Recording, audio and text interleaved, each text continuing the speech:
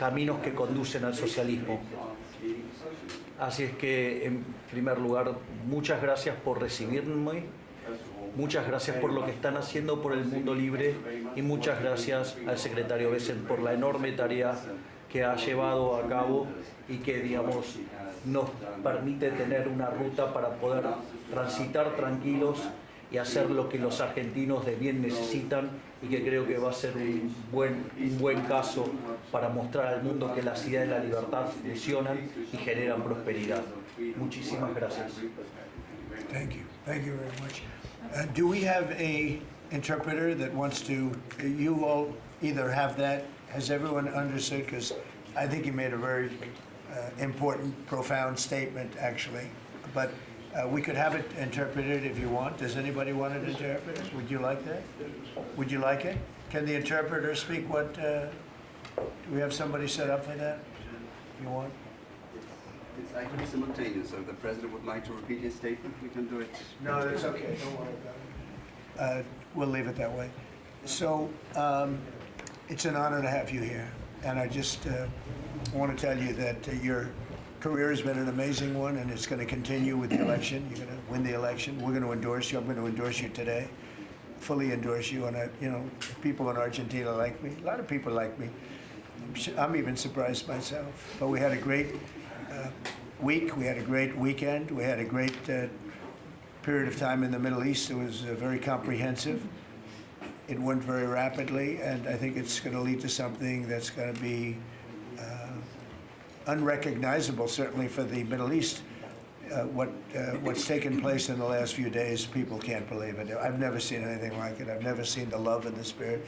And I've done a lot of things. I've done a lot of deals. I've done a lot of political deals where countries come into line or whatever, but I've never seen anything like this, the level of love. And it has to do with the mystique of the Middle East, I think, because if I did other countries, I did 7 other settlements of wars, complete settlements of wars, and it was very well received. But this is something, I've never seen anything like it. The media covered it very fairly, and even the fake news, of which we have a lot, they actually covered it fairly for a change. And I appreciated that. We have to get back to that, it's so important. But I just want to say it's a pleasure to be with you, and we're going to have lunch, and we'll take a couple of questions from the news, and I'm sure they'll be extremely non-hostile and friendly. Like JD went through a very friendly interview with George Slobodanopoulos, who was nice enough to pay me $16 million the last time we came. He had to pay $16 million to me, which was good. It was worth having somebody lie. If you get $16 million, that's good.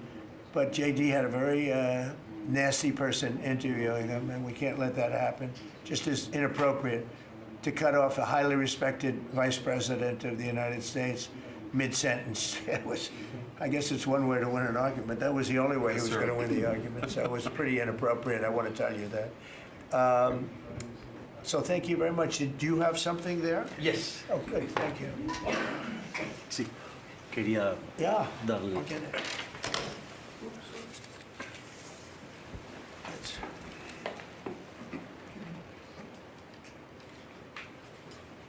That's fantastic. Thank you very much. And when he did this letter, Mr. President, your settlement in the Middle East wasn't done. So we have to do a new letter Let's do it. to include that, because this is a very important. You'll have to add one extra sentence. Exactly. That's great. Thank you very much. This is a great, such a beautiful statement. Thank you very much. You're welcome. That's beautiful. Thank you. Mr. President. Okay. Mr. President, how is this Argentina? Why don't we talk about Argentina first? And Yeah. Go ahead. How is Argentina Are going? you worried about the how is this influence of China in Argentina? Sorry. Go ahead. How is this Argentina rescue package America first? And is this rescue package meant to help President Milei's party in the coming election? No, it's helped. It's really meant to help a good financial philosophy where Argentina can, after 20 years of disaster, because it was very successful at one point, and it can be again, like Venezuela. Venezuela was very, very successful, and now it's a dictatorship. So when we can help our neighbors. You know, we're making tremendous progress in South America. South America, Marco was telling me, he's like our great expert here. He really knows it. You were telling me that so many of the countries are coming our way. And we had, a few years ago, when I just came back, so I've been here now almost 9 months, but when I just came in, I was amazed to see how poorly we've done. We lost so many, and one of them was Argentina, would be lost if he wasn't there.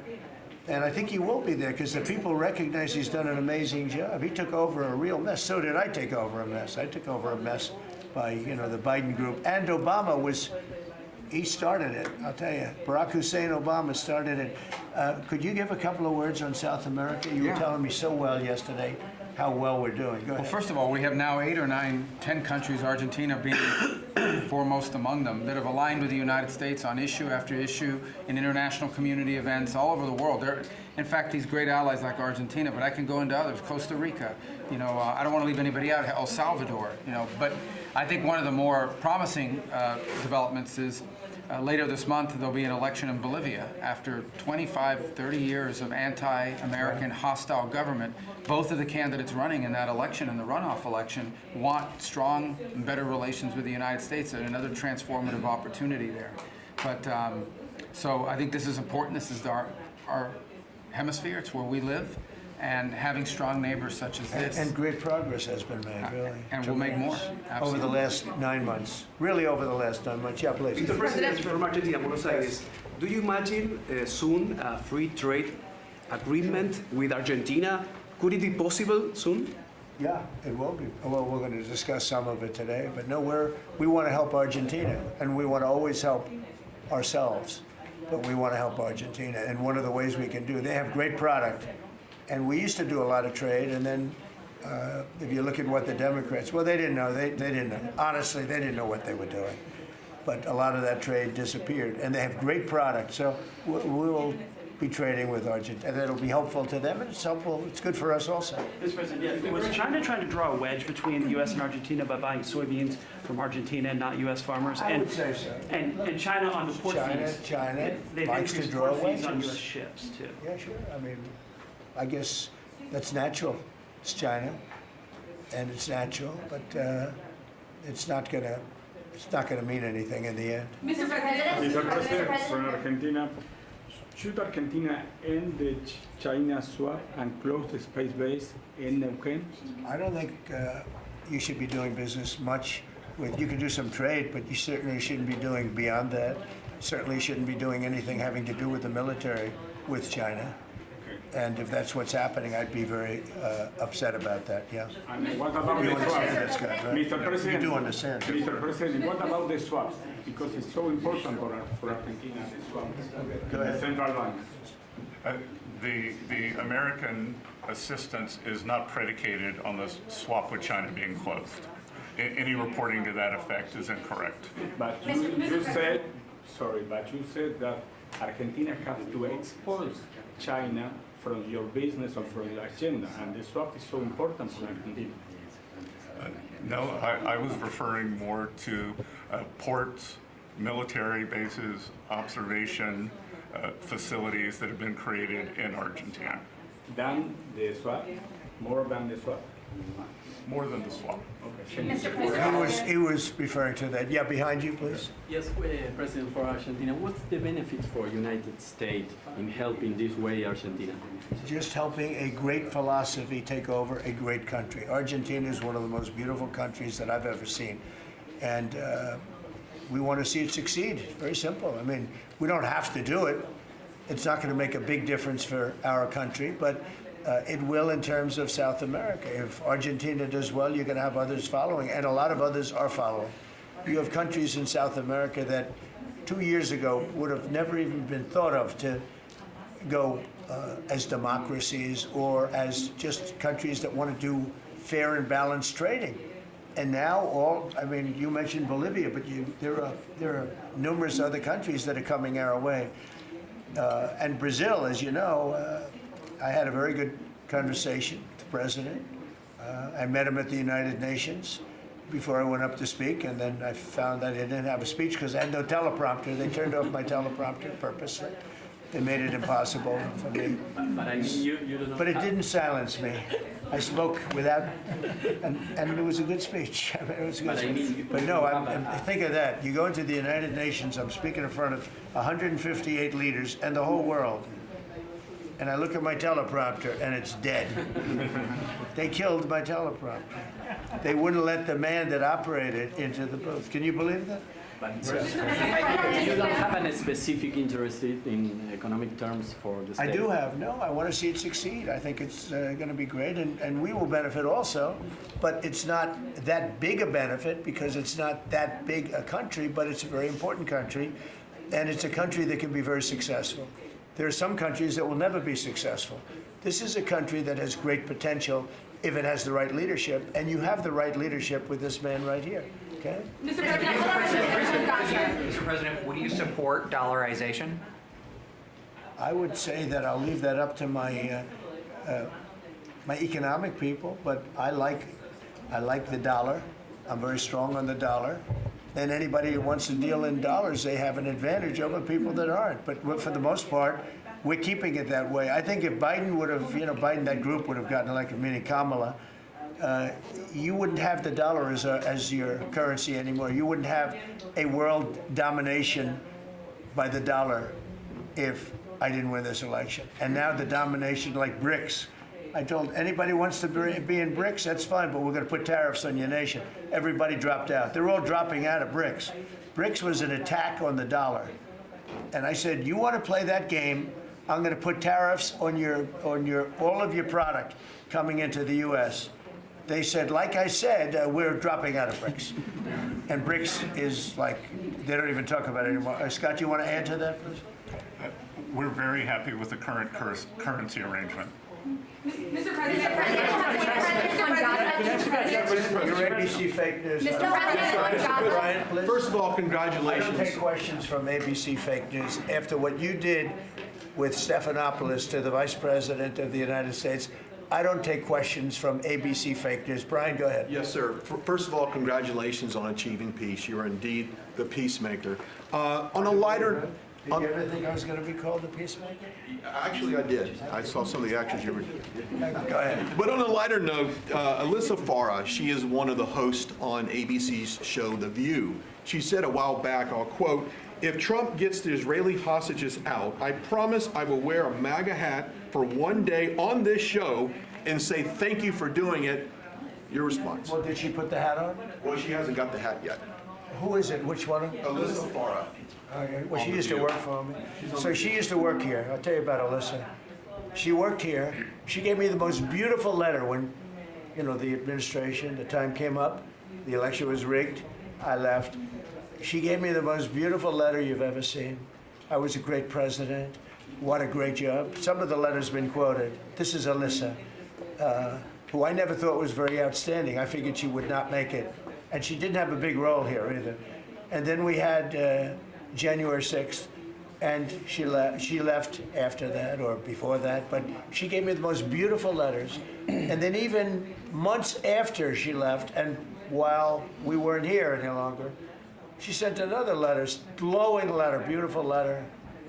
And then she got hired by The View, and they gave her a couple of bucks, and she changed her view very quickly. I never thought she'd make it. Never thought she had what it took in any way. You know what that means. But she's on The View. But it just shows what a fraud The View is, because this woman gave me letters and statements. She said I was the greatest president in her lifetime. Now, she's not that old, so I didn't consider it a great compliment, but I've had better. Can we send her a hat? Well, recently I've had the greatest president of them all. I like that much better. Mr. President. Does that include Washington and Lincoln? Yes, sir, it does. I said, I like that person. So I think she's a total, I think she's a joke. Mr. President, on Gaza, how long will it take Hamas to disarm, and can you guarantee that is going to happen? Well, they're going to disarm, and because they said they were going to disarm. And if they don't disarm, we will disarm them. How will you do that? I don't have to explain that to you. But if they don't disarm, we will disarm them. They know I'm not playing games. Okay? Now, we did something monumental. We got the hostages back. That was the first thing we had to do. Above all else, get the hostages back. Now, they misrepresented because we were told they had 26, 24 of dead hostages, if we can use those terms. And it seems as though they don't have that because we're talking about a much lesser number. But that's a very tough subject. I want them back. That's what they said. I want them back. Also, they said they were going to disarm. And initially speaking, they needed, they did take out a couple of gangs that were very bad, very, very bad gangs, and they did take them out, and they killed a number of gang members. And that didn't bother me much, to be honest with you. That's okay. We had a couple of very bad gangs. It's no different than other countries. Like Venezuela sent their gangs into us, and we took care of those gangs. We have Washington, D.C. is one of the safest cities in the country. It was one of the worst cities in the country if you go back just a little while ago, right? Now it's safe. You can walk to work. Isn't it nice? But we have told them we want to disarm, and they will disarm. And if they don't disarm, we will disarm them. And it'll happen quickly and perhaps violently. But they will disarm. Do you understand me? Yes, you say because quickly. everyone says, oh, well, they won't disarm. They will disarm. And I spoke to Hamas, and I said, you're going to disarm, right? Yes, sir, we're going to disarm. That's what they told me. They will disarm, or we will disarm them. Got it? Okay. What is the deadline you're going to put on that? You say quickly, sir. Sir, you said quickly, but what is the deadline you're going to put on that before you take action? A reasonable period of time, pretty quickly. Mr. A President. reasonable period of time. Congratulations on the peace you achieved in the Middle East, first Thank of you all. very much. And my question is regarding Argentina. Does continue? Are you from Argentina? I'm from Argentina, yes. I like the Argentina. I like them much better than ABC. Than ABC fake news. Me too, sir. Yes, go ahead. Does continued U.S. support for Argentina depend on the results of the upcoming legislative elections and the ability of the government to pass long-lasting reforms through Congress? Well, I think if they don't do that, we're not going to be around very long. Scott, can you handle that one, please? We're confident that the president's party will and the coalition will do well in the election, and this aid is predicated on robust policies, and going back to the failed Peronist policies would cause a U.S. rethink. Thank you very much. It's a great question. It's a little like New York. You're reading in Argentina about New York. We have a problem. We have a communist who's 33 years old, doesn't know a damn thing. Practically, he's never worked a day in his life. And he sort of caught on, right? And I'm not going to send a lot of money to New York. I don't have to. The money comes all through the White House. And if they're going to be sending us stupid policies, communist policies, which is proven for thousands of years doesn't work. We don't have to prove it again. We're not going to ruin one of our great cities because we'll make that great. We will clean up the crime in about 30 days. It took 12 days to do Washington, D.C., so New York is bigger. And Chicago, we've already made a lot of progress despite fighting from the government, but Chicago's doing great. Memphis is doing really great. We have great support there from the political leaders. They said, please come in and clean up crime. And we love it. We've in 1 week, Memphis is so good. It's so much better. We'll have it within a month. We'll have that into a safe city again. And all of these cities, we want to clean them up. We don't like that opposition. But if somebody's going to be a communist mayor of New York, it's a fluke if he gets in. There are a lot of failed people that he's running against. We have failed. You have inferior candidates or something, because it's impossible to think that New York City can have a communist mayor. He's a communist. He's not a socialist, by the way. There's a big difference. He's a communist. He's down and dirty. He's a communist. He hates police. He wants to get rid of all police. How can a policeman? He hates Jewish people, and yet he's got Jewish people supporting. He hates Jewish people. So it comes through the White House. The funding for New York and for every place comes through the White House. And I'm very generous, and I was always very generous with New York, even when you had opposition there, but I was always very generous. But I wouldn't be generous to a communist, a guy that's going to take the money and throw it out the window, because you're talking about hundreds of billions of dollars. And we're not going to let somebody get into office and squander the taxpayer money from this country. We're not going to let it happen. So it's a little bit like that with, if you take a look at Argentina, if the president doesn't win, I know the person that he'd be running against, I believe, probably, we probably have the person. A person is extremely far left and a philosophy that got Argentina into this problem in the first place. So we would not be generous with Argentina if that happened. If he loses, we are not going to be generous with Argentina. Mr. President, you talk about Argentina and important in the Latin American. What is your plan for Venezuela? What is the terrorism, the narco-terrorism in the President Maduro? What is your plan about it? Venezuela's done a couple of things very badly. Number one, we get drugs and all of that. But we get something in a way worse because they're a big purveyor of drugs, but we have worse. What they do very well is they send their criminals into the United States, and they send Tren de Aragua, that you know very well. You're from Venezuela, I assume. And they send them in by the thousands, literally. And these are the worst of all. And they empty their prisons into the United States. They empty their mental institutions into the United States. And because we had a president who's low IQ, he didn't realize what was going on, and the people that are high IQ that surround him, but they happen to be lunatics, radical left, they're highly intelligent, radical left lunatics, okay? So in a way, that's worse than having a guy like Biden. But they ran the show. You heard about the Autopen. The person that really operated the Autopen, but it was really the people that told the person that operated the Autopen what to do. Those are the people that really were president, okay? So we're not going to stand for it in this country. And by the way, that Autopen thing is under serious investigation. Just this, I don't think you care because you're from Argentina. You couldn't care less about that. But I just want to say, because I do the weave, you know, the weave, cover a lot of different subjects.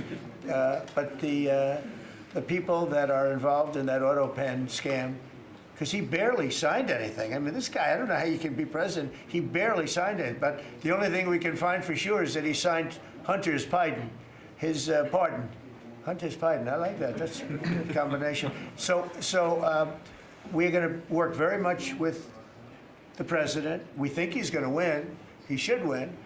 And if he does win, we're going to be very helpful. And if he doesn't win, we're not going to waste our time because you have somebody whose philosophy has no chance of making Argentina great again. What's your advice for Milei? Steve, go ahead. Steve. What's your advice for Just to check something, you said Hamas assured you that they would disarm. Was that a direct conversation or through Mr. Witkoff? Or? Through my people. Okay. At the highest level. Do you What's think your advice? Argentina And it was meant for president? What's your advice for President Milei and Argentina as a political leader? My advice is to hold strong to his principles because he's right, and he's proving that he was right. He's got one problem. He's got people that are giving him tremendously bad press, even though they know it's wrong. He's got to hold true to his principles because he's going to win. He's going to win. He's doing the right thing. Everybody knows he's doing the right thing, but you have a radical left sick culture that's a very dangerous group of people, and they're trying to make him look bad. I believe he's going to win out. And we're doing the right way with China in his house. China? China in his, Well, you have to be careful with China. Look, we have, everybody deals with China. They have to deal with us too. We have to be careful with China. Look, I have a great relationship with President Xi, but sometimes it gets testy because China likes to take advantage of people, and they can't take advantage of us. But we have a fair relationship with China, and I think it'll be fine. And if it's not, that's okay too. You have to do and go where the punches are thrown. You got to put up the blocks. We have a lot of punches being thrown, and we've been very successful. Look. We have the most success. I think we're the most successful we've ever been as a country. We have now close, I've been saying 17, we have, I think, close to or maybe even exceeding $18 trillion going to be invested in the United States. That's more money than ever invested in any country before. Even countries with much bigger populations like India or like China. Nobody's ever had $18 trillion invested in the country. We have, and that's because of November 5th election, because I won. Oh, if she won, you'd be negative. You'd have people getting out of the country. This country would have been we would have been in a major depression. If she won, we would have been 1929. They'd like to see that anyway. That's why they keep the government laws. They have a shutdown based on nonsense. They want to give away 1.5, think of it, they want to give away $1.5 trillion to people that come into the country illegally. And as you know, the borders now are closed. But when they hear that they get the greatest health care package in the world and they have no money, but they're living okay in another country, they head up and they start forming caravans and they try and come into our country. But the big problem is they want to give health care to people that should not get health care. They want to give health care to illegal immigrants by the millions. Look at Gavin Newsom, what he's done. He's ruined California, gives health care to anybody. And I guess they do it for votes. I actually think it's bad politics, but I guess they do it for votes. So I'm with this man because his philosophy is correct. And he may win and he may not win, but I think he's going to win. And if he wins, we're staying with him, and if he doesn't win, we're gone. How can Argentina help to the peace process, to the Middle East peace process? They can help by doing well. If Argentina does well, that's helpful because they know we help Argentina. So if Argentina is successful, that's great because they view us as somebody that helped Argentina and they did well, and the United States maybe will help them and they're going to do well. So the success of Argentina would be a great feather in the cap of the USA because we're helping them. Right? You understand? Yeah. Yeah, please, behind you. Behind you. Thank you, Mr. President. Last week you said that NATO should consider expelling Spain. What? You said that NATO should consider expelling Spain. Would you support that? What expelling Spain? NATO consider expelling Spain. Oh. I'm very unhappy with Spain. They're the only country that didn't raise up their number to 5%. Every other country in NATO raised up to 5%. And Spain is doing very well off our backs. So I'm not happy with Spain. Spain gets protection, and they know, look, they're sort of in the semi-middle of it, so they're going to get protected automatically. Even if you don't want to protect them, you're protecting them because of the way they're located. And I think what Spain did is a very bad thing for NATO. I think it's very unfair to NATO. It wouldn't matter if you said you're not going to protect them because they're pretty much protected. What are you going to do? Go through the other countries and let's go attack Spain, right? So I think what they did is not nice. I think it's very disrespectful to NATO. In fact, I was thinking about giving them trade punishment through tariffs because of what they did. And I may do that.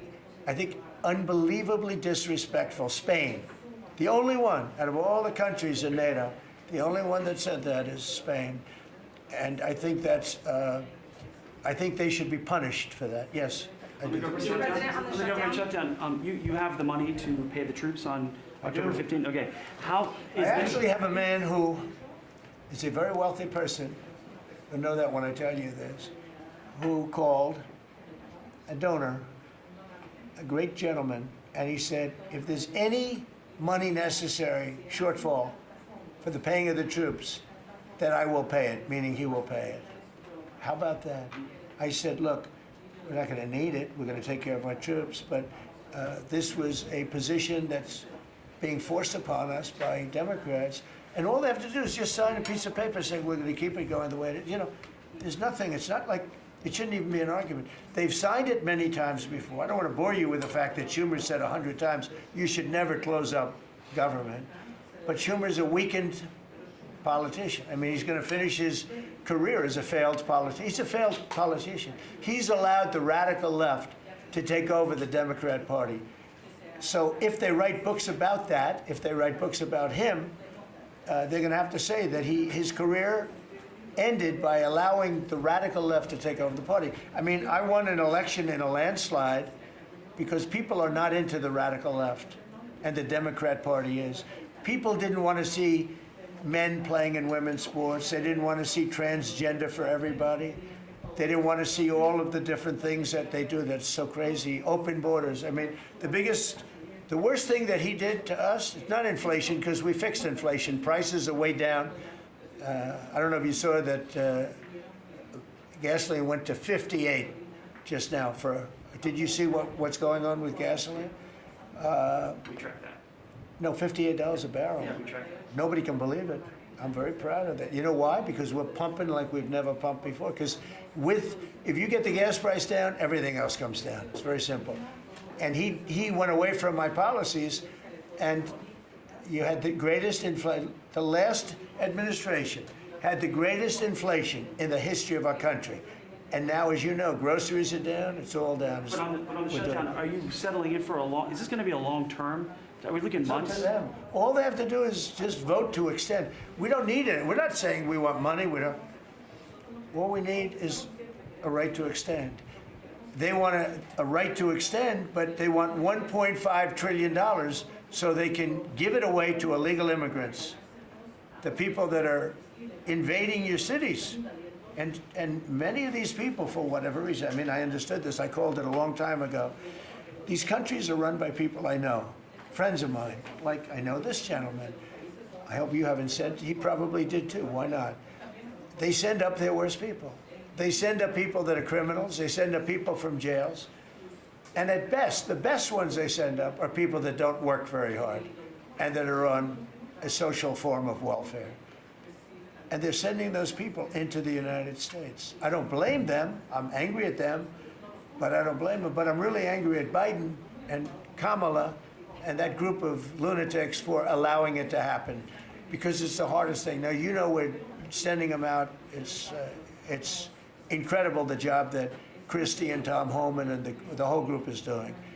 But we shouldn't have to be doing that. We're doing a lot of work on getting people out of here. Tren de Aragua has caused tremendous damage, and our soldiers are great. You know, our soldiers are now based on merit. They're not based on woke, because we won the case in the Supreme Court, which was the bravest case.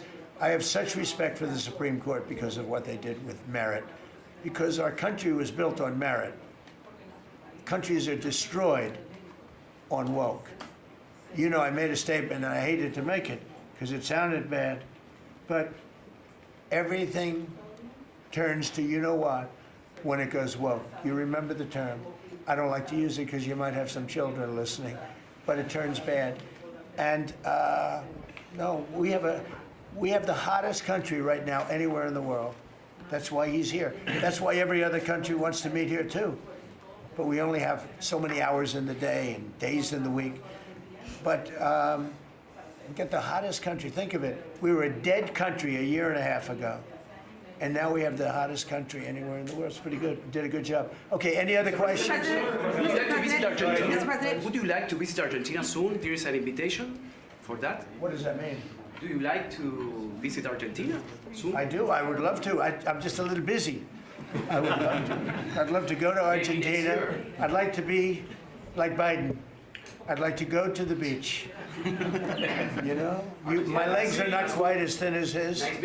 My legs are slightly heavier. My arms are slightly larger. My body is a little bit larger than his. I'm not sure it would be appreciated on the beach, but I'm not going to take a chance. You won't see me in a bathing suit. You won't see in a bathing suit sitting on a beach in Argentina, falling down, not being able to lift a 3-ounce chair, meant for old people to lift, and he couldn't lift it, so we had a problem. He spent too much time on a beach. Somebody told him that he looked good in a bathing suit. And you'd see this guy on the beach all the time. I never quite understood it. Steve, go ahead. Could you preview your meeting with Ukraine President Zelensky on Friday? You expect to talk about weapons? Is there going to be a package? Interesting meeting going on. Look, I'm very disappointed because Vladimir and I had a very good relationship, probably still do. I don't know why he continues with this war. This war has been so bad for him. He's going into 4 years of a war that he should have won that war in 1 week. He's now going to soon be into his 4th year. He's lost 1.5 million soldiers, probably, close. Certainly in terms of wounded and no legs and no arms and all the things that happen in horrible wars. It's a horrible war. That's the biggest thing that's happened since World War II in terms of death. It's bigger than any of them. I settled 8 of them. The biggest is that in terms of death. incredible. I think India, Pakistan had great potential too. We did a great job of that one, but he's got to really settle this war. And you know, they have long lines waiting for gasoline in Russia right now, right? They have long lines. Who thought that was going to happen? And all of a sudden his economy is going to collapse. And I'd like to see him do well. I mean, I had a very good relationship with Vladimir Putin, but he just doesn't want to end that war. And I think it's making him look very bad. He could end it. He could end it quickly. And I have to tell you, I give credit because who would think that Ukraine could have fought Russia for 4 years to essentially a standstill? Now, there has been some early, you know, before they knew what the hell was happening, because it happened quick. Biden should have never let that happen. That's a war that should have never happened, but it did. But it's not making Russia look good, I will tell you that. Tomahawks in Ukraine? We'll be talking about Ukraine, yeah. I mean, I have the president coming in on Friday, and I know what he has to say. He wants weapons. He would like to have tomahawks. Everyone else wants tomahawks. And we have a lot of tomahawks. Tomahawk is a... Do you need any tomahawks in Argentina? You can cross Moscow, tomahawks. You need them for your opposition, I guess, because see, in this country, they'd use tomahawks for the opposition. I don't do that. I'm much nicer. The Democrats would use them if they had the chance. They're sick people. Go ahead. President, are you worried that this plan with Argentina can fail? Anything can fail. Anything can fail. You never know. That's why I say Putin should do something about the war, because so far, I mean, it's turned out to be very bad for him. But anything can, so this plan can fail, sure it can fail, but it's got a better chance, I would say, Scott, it's got a better chance of success than failure. And if it's successful, it's an unbelievable success. It can transform your country into greatness. It's got a great chance. We'd like to give it a chance. Anything can fail, but we'd like to give it a chance. And we think, because he's made so much progress, I mean, the work that he's done over the last 4 years is incredible. And it would be a shame to lose that progress. He's very close to having a big success. Mr. President, will you consider removing new restrictions on the press that report at the Pentagon? And have you spoken to Secretary Hegseth about this? I have, yeah. Well, he's finding, I think I can speak for him. I'll let him speak for himself, but I think he finds the press to be very disruptive in terms of world peace and maybe security for our nation.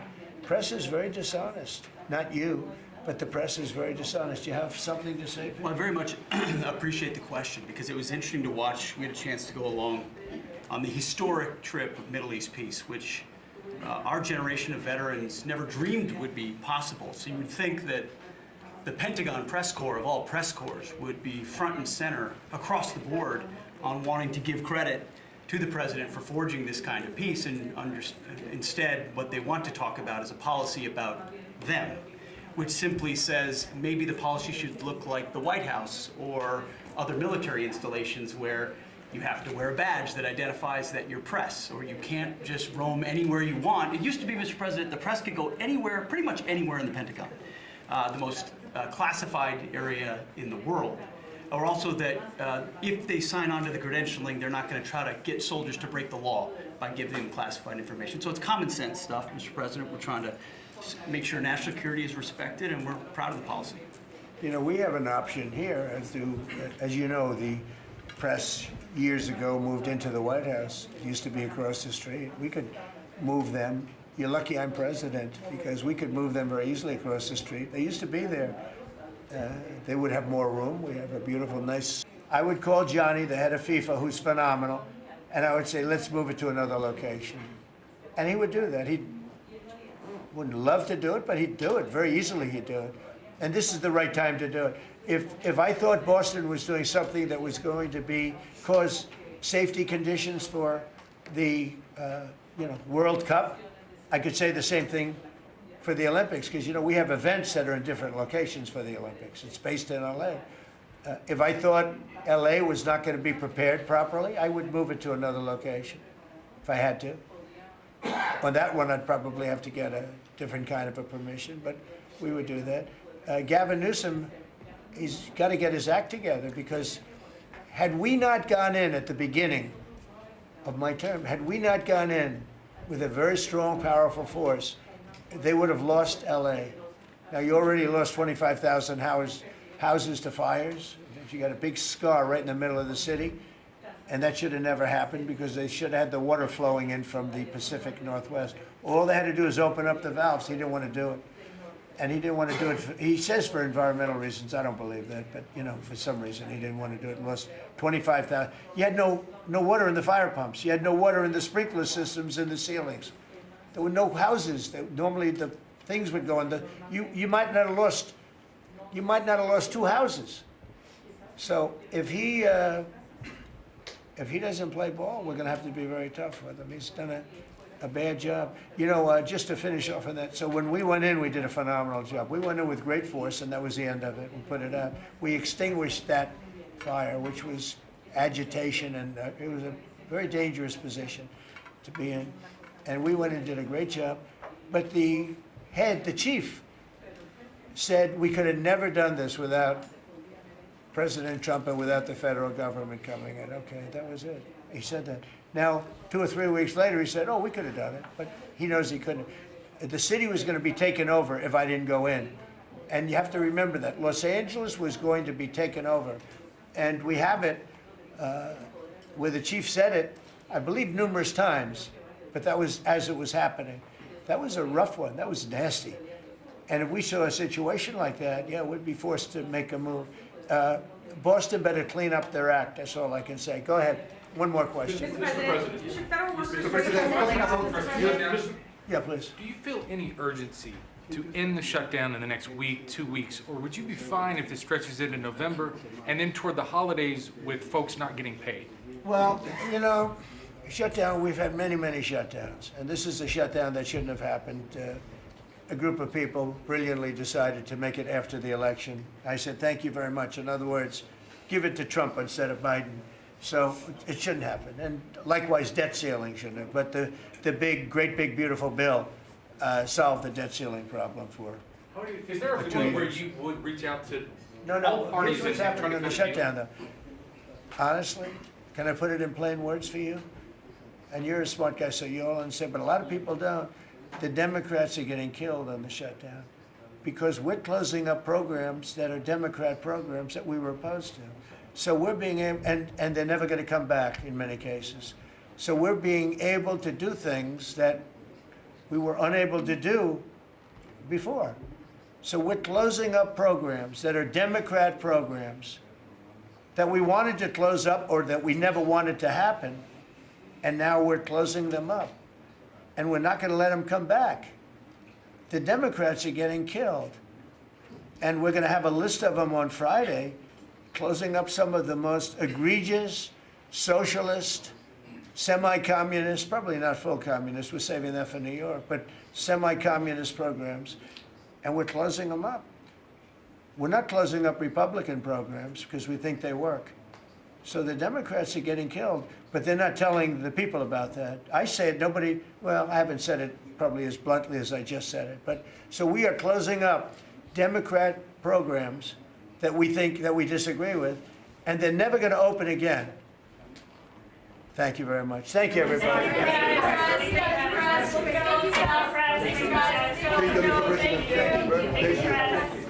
you.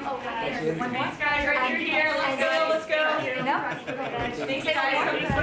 As China deepens its presence in Latin America, what role do you see for the U.S. I just like to watch your talk. Sorry. No? Okay. Good job. Okay, thank you. Good job. Thank you, darling.